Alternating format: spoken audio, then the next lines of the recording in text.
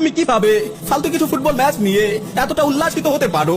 প্রথম কিবলা বাইতুল মাকদিসের কথা কি তোমার মনে পড়ে না? তোমার হৃদয়ে কি তোমার মাজলুম ভাই বোনদের প্রতি কোনো ভালোবাসা নেই? তাদের মুক্তির জন্য কি তোমার প্রাণ হাহাকার করে না?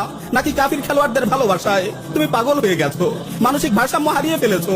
আমার ভাই, তুমি কি বুঝতে পারছো না এসব ওয়ার্ল্ড কাপ মূলত তোমার মতো মুসলিম যুবকদের শয়তানি কাজে আটকে রাখার কৌশল?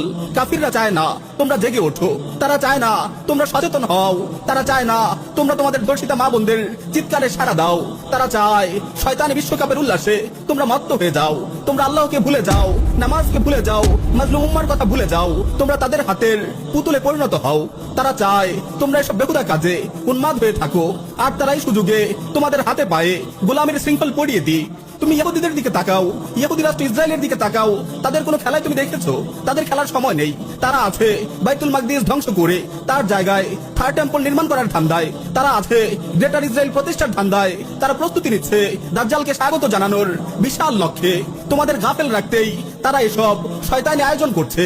মুসলিম যুবক, তুমি ইসলামের সন্তান, তুমি মুসলিম উম্মার পাহারাদার, এ কথা কখনো ভুলে যেও না। তোমার সময়ের মূল্য আছে, তুমি সচেতন হও, তুমি গায়রাতওয়ালা হও।